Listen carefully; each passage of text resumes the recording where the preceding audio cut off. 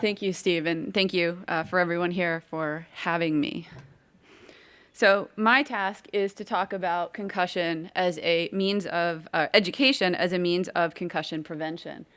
And my objectives, I'm really going to focus on talking about the need for concussion education, or what was the original premise as to why there has been this significant focus on education. Talk a little bit about the studies that have actually looked at the effectiveness of educational interventions, and then talk about it within a public health framework using some of the same concepts that Dr. Krisman talked about, but also focusing on theories of knowledge translation and what we need to do to actually cause the changes that we want in behavior or modifying the culture of sport. And then I'm going to talk a little bit about some future directions that go outside the box slightly of what we typically think of with respect to concussion education. So the problem, as was nicely brought up in the talk just prior, is that there were some catastrophic injuries, and the thought process was that a lot of that was playing with unrecognized concussions that individuals were not reporting. So the thought process was, well, that's due to a lack of awareness or knowledge, perhaps, about what a concussion is, and maybe if we go about educating, we can alter that. And if we look at concussion, studies of concussion knowledge going back into the 1990s, there are numerous studies that show recognition issues among all stakeholders. We often think about athletes, coaches, and parents as not having adequate knowledge about things like signs and symptoms, a lot of misconceptions out there, but we even see it among medical providers. And as was mentioned, all of the state laws do require some form of education, but how they go about doing that is very different. Looking even more closely at interscholastic associations, because those policies kind of follow the state laws and do provide another layer of protection. In some states, the state law really just indicates that the Department of Education needs to develop concussion protocols and plans. So they're very vague, and then other entities are developing these. Well, about 30 states use some kind of informational handout, so a passive mode of education.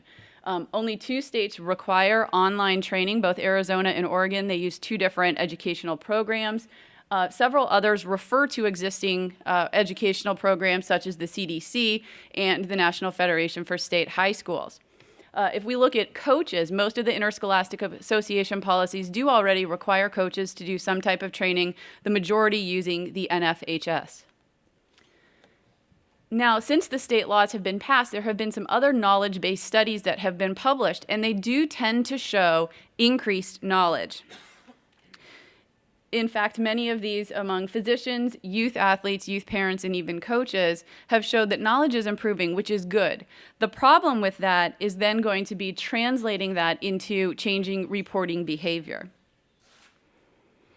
If we talk about prevention and any type of injury prevention, we can look at both primary and secondary prevention. Primary prevention is preventing that first concussion from happening, and then the secondary prevention is trying to limit long-term disability or the subsequent re-injury.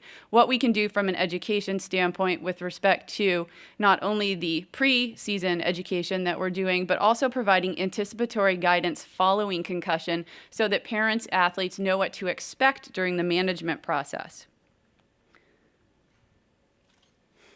There are a lot of different education programs out there. This table sums up some of the ones that are commonly used, especially in the intervention studies that I'll describe next. They all do things a little bit differently. The targeted audiences that they've been developed for are somewhat different, but most of them are available to the public.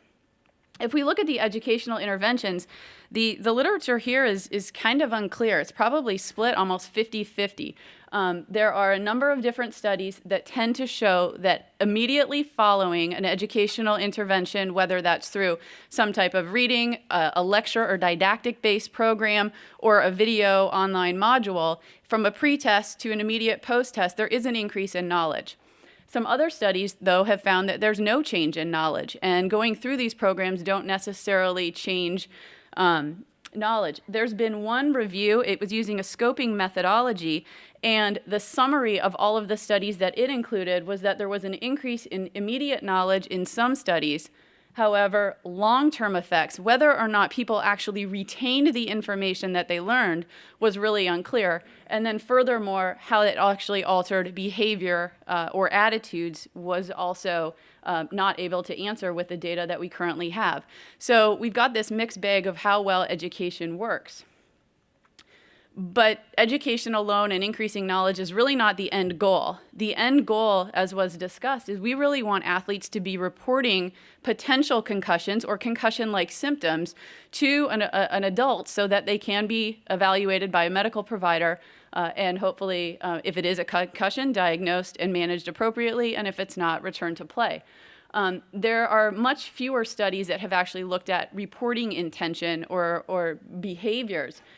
One study found that soccer athletes tend to be, who've gone through some kind of education are more likely to report their concussion. Other studies have really found that an increase in knowledge is not associated at all with changes in behavior or the intent to report.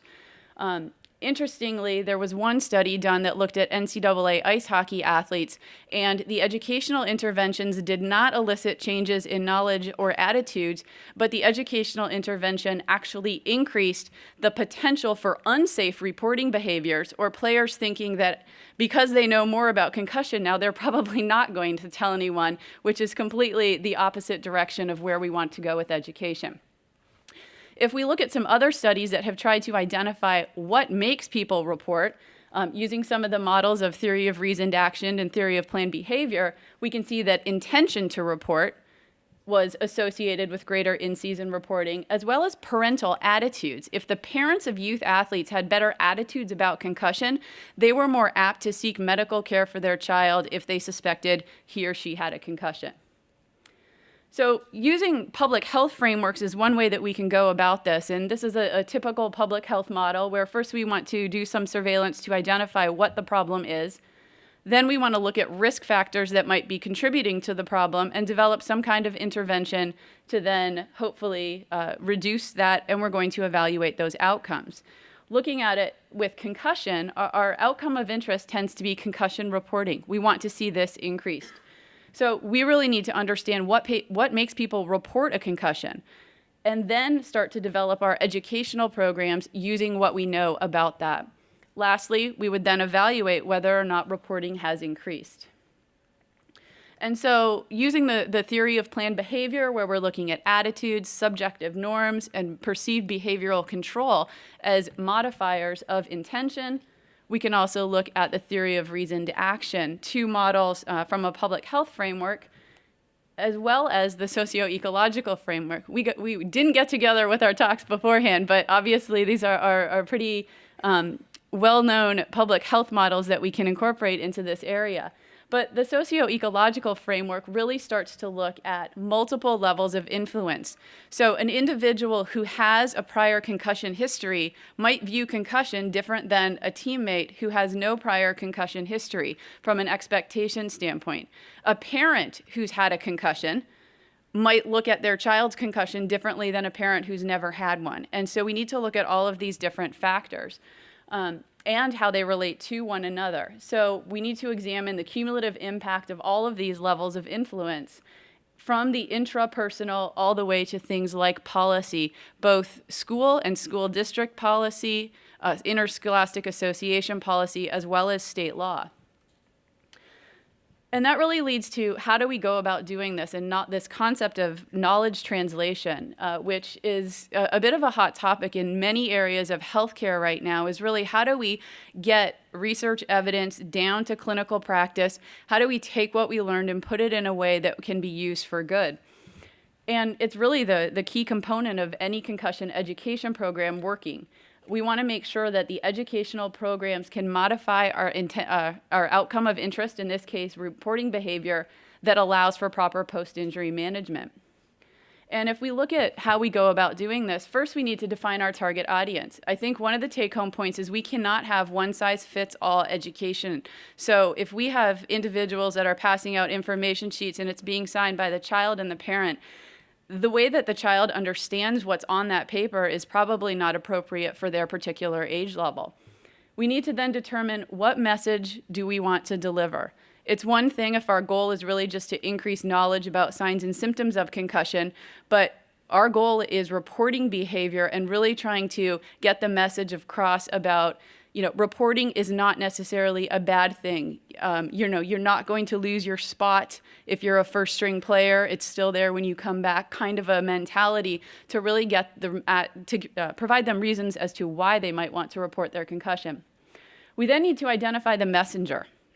Should it be a healthcare provider? Should it be the coach? Should it be someone outside from the community who might come in and do these presentations? Because the messenger is going to provide a bit of different context, and it's going to be taken differently. One of the things we found in Arizona when we look at the BrainBook tool that we use, we asked some questions at the end of it about what was the most significant part of the educational program, and most of the athletes are saying the peer-to-peer. When someone their same age is telling their story about their concussion, they find that much more interesting and much more relatable than a physician or somebody else telling them about the signs and symptoms and what might happen after the concussion. We need to decide on the mode of delivery. Is a handout appropriate? Is a lecture presentation appropriate? Or do we need something different? So in Arizona, and I'll show some slides, we developed BrainBook, which is the education program is modeled after Facebook. There's characters they can like and dislike, and it kind of looks and acts like social media without actually being social media. We also developed Barrel Brain Ball, which is an app for younger kids that they can download for free. And in order to play the game and get power for their football players, they have to answer concussion questions.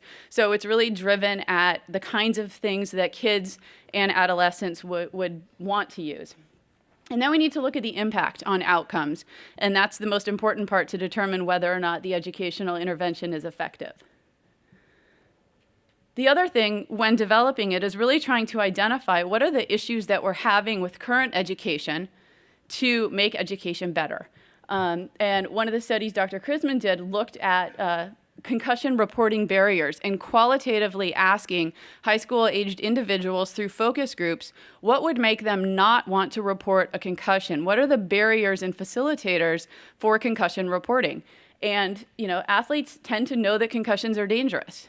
We've already known we're increasing knowledge, but it's not necessarily translating. So why?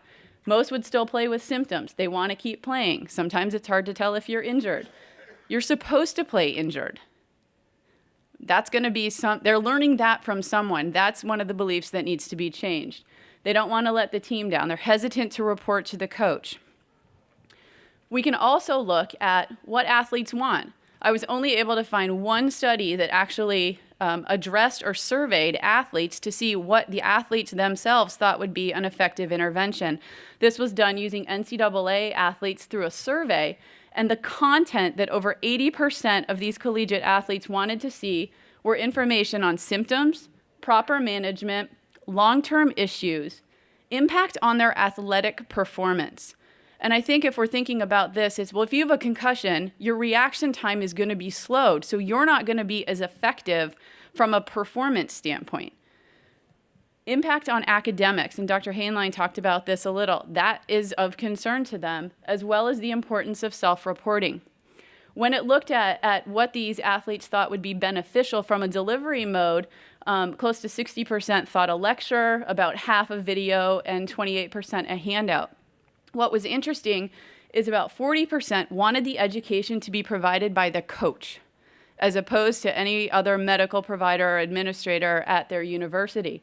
And if you look at some of the other educational types of studies that have focused on coaches, when coaches have a positive attitude about concussion, it makes the athletes more apt to report because they don't see it as being a negative, and that they're not going to be punished for reporting because the coach has positive attitudes. So if we can get positive attitudes throughout our coaches about the importance of concussion and use them as perhaps a modality to help deliver some of this education, it may again resonate more because they won't have those negative connotations associated with it. So if we start to look at future directions, we need to make sure that our education is targeted. We need to use appropriate modalities. We need to have culturally relevant tools. What's going to work in one part of the country might not work in another. The way that BrainBook is currently developed right now is not going to work here because all of our little snippets and vignettes are Arizona Cardinals and Phoenix Mercury and Arizona Diamondback players that won't resonate with people in other parts of the country. I think we also need to kind of move education away from just you need to know the signs and symptoms of concussion to some of these other avenues. Some of the work that we're doing with a large series of studies looking both at survey and qualitative data of healthcare providers have found one of the primary barriers that athletic trainers and school nurses are noting is misinformation, lack of education among some community medical providers.